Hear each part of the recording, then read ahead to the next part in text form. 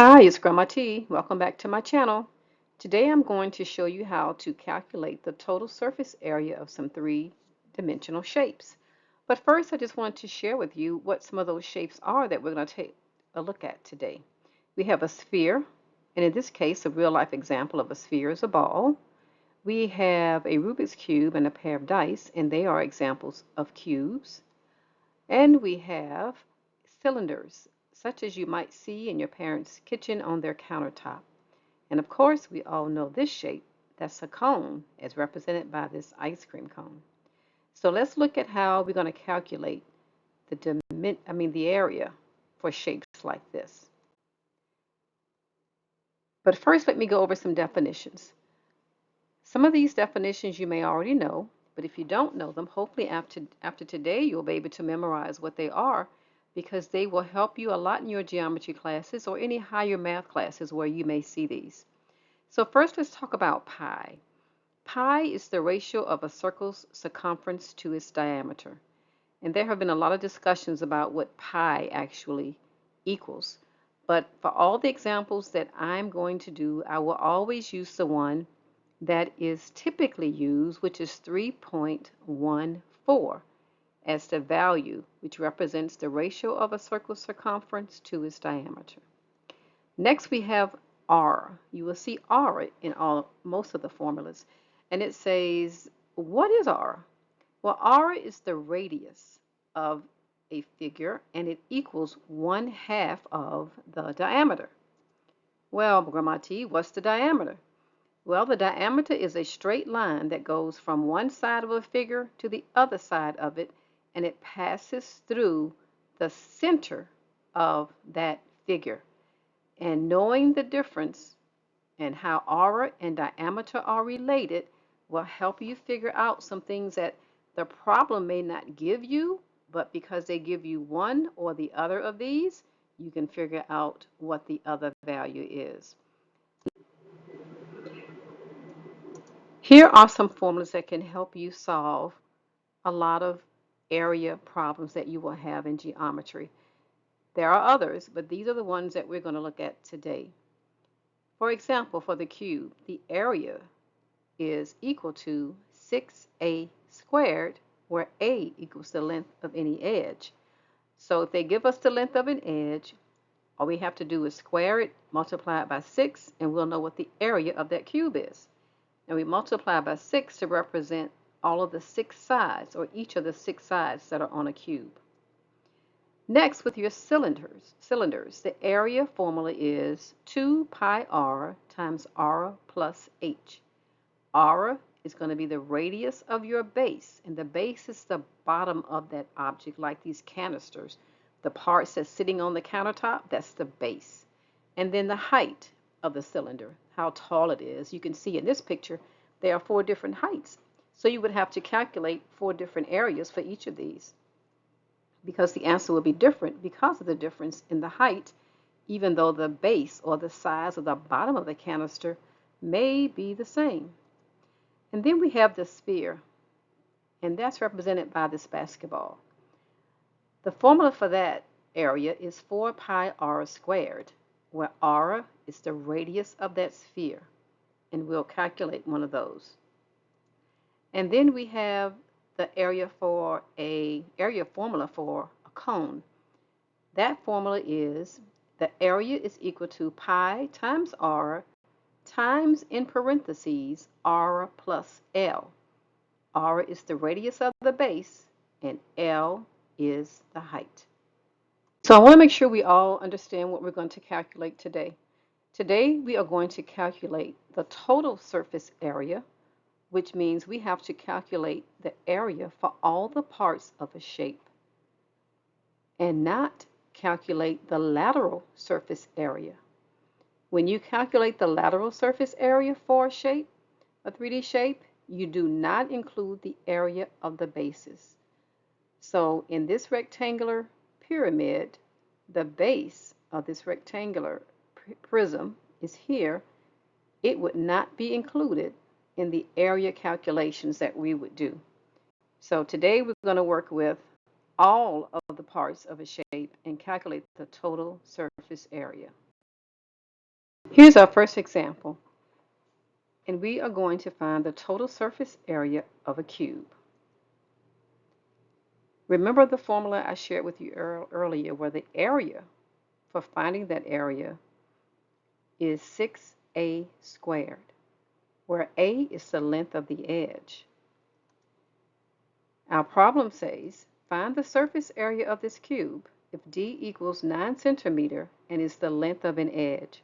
So when you have a cube, the length of the edge or size of the edge is equal for all of the edges. So all of the edges in this cube, in this picture you see, where you have a D labeling the edge, they will all equal 9 centimeters. So we're going to use the formula above and substitute the values we know. In this example, we know that the length of each edge is 9 centimeters. And the only numbers we need to know are the length of the edge, is the length of the edge. It's the only number we need to know. We will replace the A in the formula with the number 9 centimeters. We multiply by the number 6 because there are 6 sides to a cube. And when we substitute 9 into the formula, we get A equals 6 times 9 squared. We solve it by calculating the square of 9, which is 81, and multiplying times 6, and we get 486 centimeters squared. So the area of the cube is 486 centimeters squared. I hope that was pretty easy for you. Let's do another example.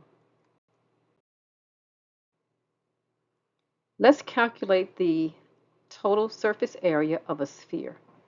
And where you see the TSA, I have just shortened total surface area and abbreviated it so I don't have to keep writing it. And that's all that means. Now, we want to memorize this formula, 4 pi r squared. It is the formula that will help you calculate the area of a sphere. And the value of pi, for all of my examples, I use 3.14. I have seen teachers use different values for pi, and if your teacher does that, you have to do what your teacher says. But for all of Grandma T's examples, I always use pi is equal to 3.14. There's our sphere, and our problem says, find the surface area of this sphere if the radius is 3. Use the formula above and substitute the values you know. That's the key to all of these. Make sure you put the values in that you know. Calculate the ones you don't know. In this example, we know that the radius, r, equals 3. And the only numbers we need to know are pi and the radius, r. We substitute the values of pi and r into the formula, and we get a equals 4 times 3.14 times 3 squared. Now solve it by calculating the square of 3 and multiplying times the 4 and 3.14. So a equals 4 times 3.14 times 9, and it equals 113.04. And the area of the sphere is 113.04. And I want to make sure I pointed this out to you. Here's our radius, and they told us that it was 3. Had they given us the diameter, which means it just would have continued over to the other edge, and told us that it was 6, the only thing we have to do is divide 6 by 2 to get the radius, which would be 3. Let's go to another example. Let's find the total surface area of a cylinder. There are a couple of ways to do it, but the formulas all mean the exact same thing. It's just that one is in expanded notation and one is not. So here's this one, 2 pi r times r plus h in parentheses. And if you were to multiply that out, you would get this. Either way you work it, you should get the exact same answer. R is the radius of the base, and h is the height of the cylinder. They have told us 2 things that we need to know to calculate this. The problem says, find the surface area of the cylinder if the diameter equals 10 and the height is 20. Well, guess what? Those are the only things we need to know to make our formula work. Use the formula above and substitute the values you know. In this example, we know that the radius r is 1/2 of the diameter. The diameter of the base in our diagram is 10 centimeters. Therefore, the radius r is equal half of that. So we divide 10 by 2 and we get 5 centimeters. In our diagram, they told us the height of the cylinder is 20 centimeters. The numbers we need to know are pi, the radius, and the height. And now we have all of the numbers we need to substitute and start solving. Let's substitute the values of pi, h, and r into the formula and we get a is equal to 2 times 3.14 times 5 plus 20. First we add the 5 plus the 20 and then multiply times 5 times 2 and times 3.14. And when we do all of that math, we get 785 square centimeters. So the area of the cylinder is 785 centimeters squared. And remember, I showed you on the other slide how to calculate the radius if you have the diameter. And here again, they gave us the diameter, and we know that 10 divided by 2 would be 5, and 5 is our radius. And if you decided to do the formula using this one, then here's what your formula should look like when you add your numbers into the original equation. But as you can see, you still get the same result and the same answer. So that's all I have for you today. Watch our next video where I will teach you how to calculate the total surface area of a triangular prism and a rectangular prism. This is Grandma T. I'll see you next time.